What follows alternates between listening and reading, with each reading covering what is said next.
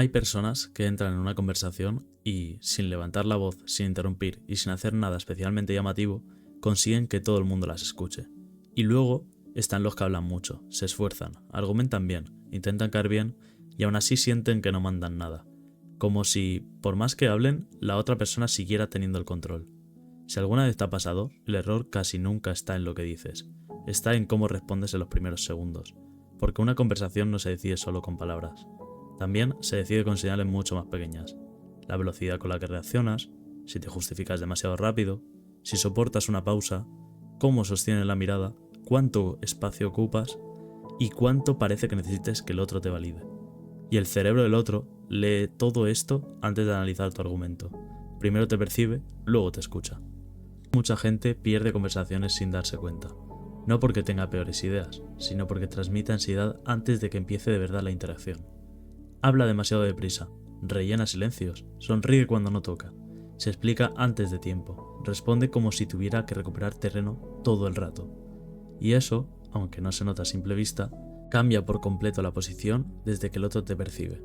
Así que no, dominar una conversación no consiste en hablar más, consiste en manejar mejor el ritmo, la tensión y la atención.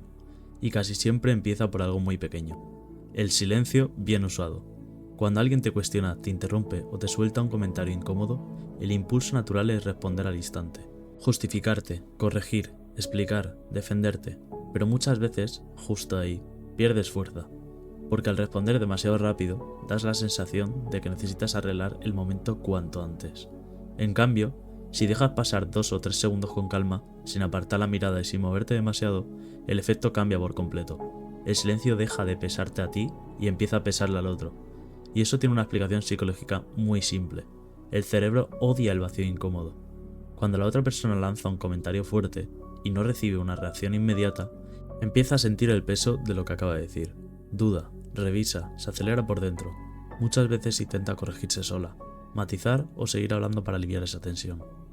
Ese es el valor real del silencio táctico. No es quedarte callado porque no sabes qué decir.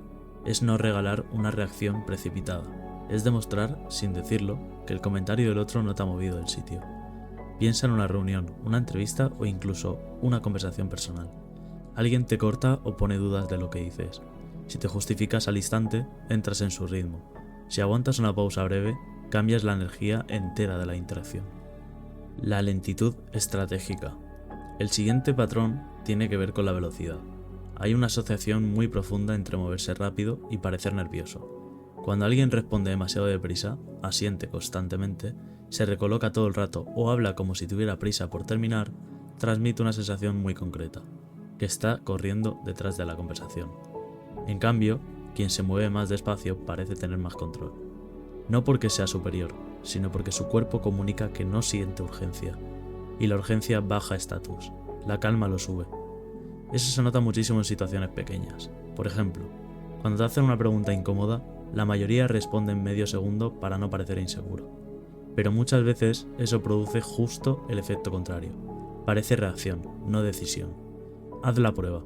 La próxima vez que te hagan una pregunta difícil, no contestes enseguida. Tómate un segundo real, respira, ajusta la postura y luego hablas. En ese segundo cambia la percepción entera. Ya no pareces alguien que reacciona por impulso. Pareces alguien que piensa antes de hablar. Y eso da mucha más presencia de lo que parece. Validar sin ponerte por debajo. Hay otra técnica que parece contraintuitiva, pero funciona muchísimo mejor que entrar al choque. Validar sin ceder. Cuando alguien te contradice, el impulso es defender tu posición cuanto antes. Pero en cuando chocas de frente, ya aceptas su marco. Ya estás en la pelea. Estás reaccionando desde abajo, aunque tengas razón. En cambio, si respondes con algo como «Sí, esa preocupación tiene sentido» o «Entiendo por qué lo dices», y después continúas con tu punto, cambias la posición completa. Ya no eres el atacado, eres quien escucha, filtra y decide qué hacer con lo que ha dicho. Eso desarma porque baja la temperatura del enfriamiento. Le quitas al otro la emoción del choque y al mismo tiempo no le entregas el control. Le das reconocimiento pero no autoridad. Y esto funciona especialmente bien cuando alguien intenta llevarte en una discusión innecesaria. Porque muchas veces la persona no busca verdad, busca reacción. Y si no le das esa reacción, pierde fuerza. Validar sin ceder no es ser blando. Es no entrar en una dinámica que te empequeñece. El nombre, pero en el momento justo. Otra herramienta pequeña que casi nadie usa bien es el nombre. Todo el mundo sabe que decir el nombre de alguien crea cercanía. El problema es que casi siempre se usa al principio, como saludo, y luego se olvida. Pero donde realmente tiene fuerza es en mitad de una frase, cuando la atención del otro empieza a irse. Imagina que estás explicando algo y notas que la otra persona mira el móvil, desvía la mirada o empieza a desconectarse. La mayoría subiría el volumen o repetiría lo mismo con más fuerza. Pero hay una forma mucho más limpia de recuperarla: meter el nombre justo en el momento exacto. En cuanto alguien escucha su nombre de forma inesperada, el cerebro hace un pequeño reinicio. Vuelve, se recoloca, atiende, y tú no has tenido que reprochar nada ni seguir su atención. Simplemente la has recuperado. Ese es el detalle importante.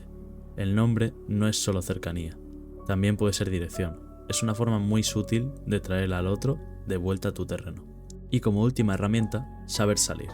Y luego hay un patrón del que casi nadie habla que, sin embargo, deja una huella enorme: saber irte. Mucha gente estropea una conversación por quedarse más de la cuenta. La interacción va bien, hay conexión, hay energía, pero en vez de cortar arriba, la alargan hasta que se enfría sola. Aparecen silencios raros, frases de cierre forzadas, despedidas torpes, y el recuerdo baja. Pero las personas que dejan marca suelen hacer lo contrario. Se van cuando la conversación todavía está viva. Eso tiene bastante lógica psicológica. No recordamos una interacción solo por lo que se dijo, sino por su punto más intenso y por cómo terminó. Si termina en desgaste, el recuerdo se ensucia. Si termina cuando todavía había interés, dejas una sensación mucho más fuerte. Por eso, irte bien también es una forma de presencia, porque significa que no necesitas exprimir la interacción hasta el final. Tú decides el cierre, tú marcas el último recuerdo, y eso, aunque parezca una tontería, cambia mucho el cómo te percibe alguien después. Al final, dominar una conversación no consiste en hablar más, en imponerte, ni en sonar más fuerte. Consiste en no regalar tu ritmo, no reaccionar demasiado rápido y usar mejor el silencio. ¿Cuál de estos patrones sientes que te cuesta más aplicar? Déjamelo en los comentarios.